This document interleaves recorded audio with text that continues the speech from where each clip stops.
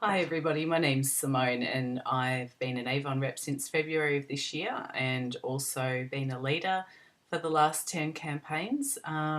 So I'm just going to share with you my customer list, how I've developed my customer list and how I've continued to attract new customers.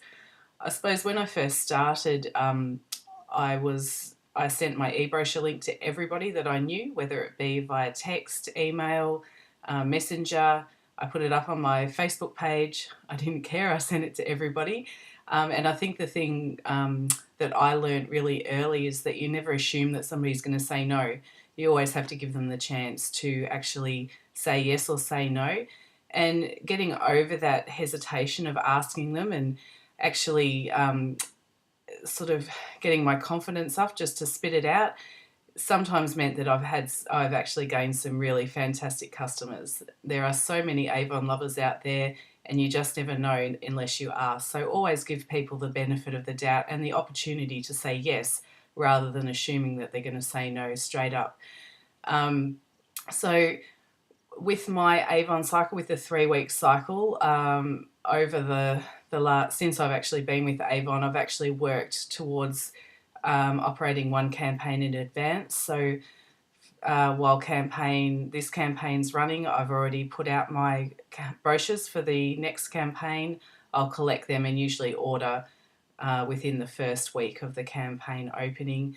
I really like doing it this way. It means that there's less shorts and there's less back orders, and the customers seem to be adapting well to it.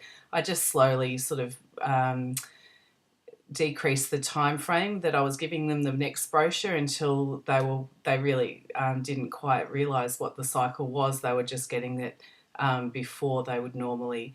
Um, when I give my customers a brochure, I generally will always put a sample in of a new product that's being launched.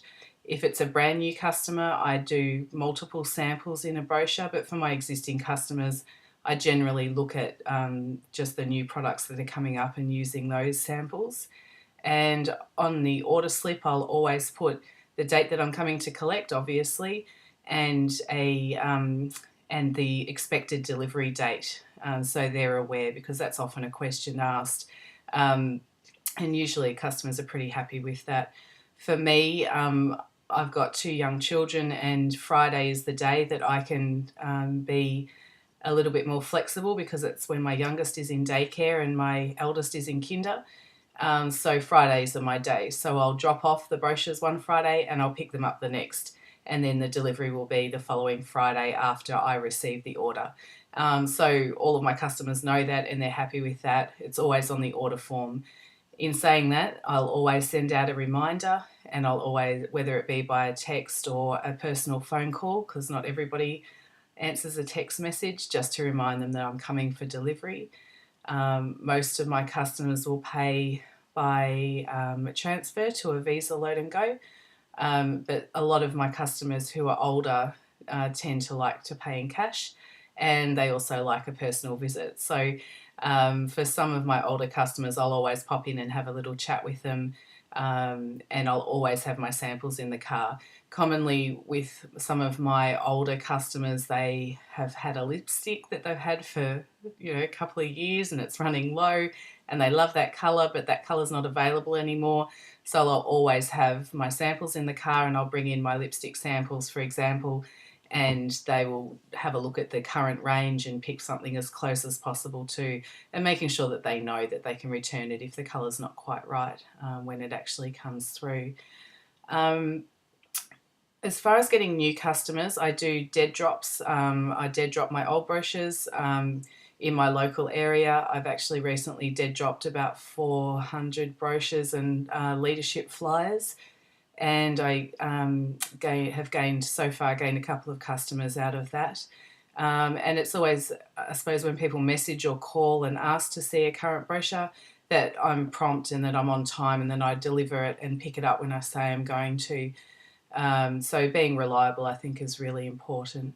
Getting to know your customers is a really important thing, and it's easy to just do a drop and run, but it's worth just spending that little bit of extra time with them, understanding the types of products they're ordering, maybe preempting a sample that they might like. And I've got a few customers that just love perfume samples, and they'll always buy perfume every campaign, and so I'll always make sure that they know that there's a new fragrance coming out. I've got some lipstick addicts, and I actually don't have a lot of true makeup addicts as such, but a lot of the naturals range that's coming through, they all love that, to order those. One of the things I did do was to order one of the new naturals. I think it was, I can't remember which one it was, but I ordered some little sample containers off eBay and sort of siphoned them into a smaller container so everybody could get a sample and a smell of the new naturals, and I actually sold a lot from there. With the life fragrances that are coming up, I've just recently got my samples, so I'm going to actually start distributing those this week, knowing that they're going to be on sale in C20, but I can pre-order them. So I'll take pre-orders for that and then use the advanced order deal to make some more profit, hopefully.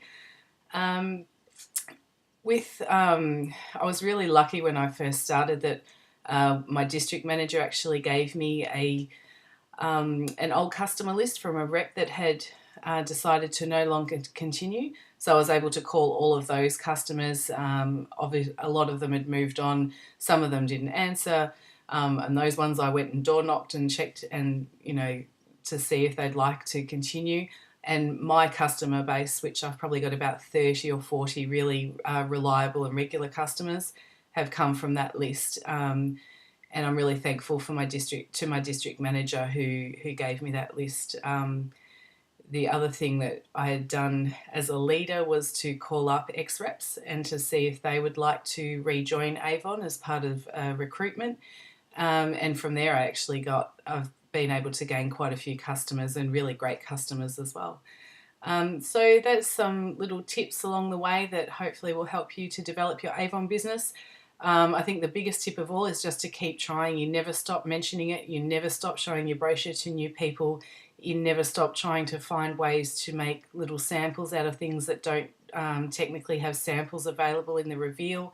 And always be enthusiastic, positive, and love what you do, because that's what it's all about. Thanks. Bye.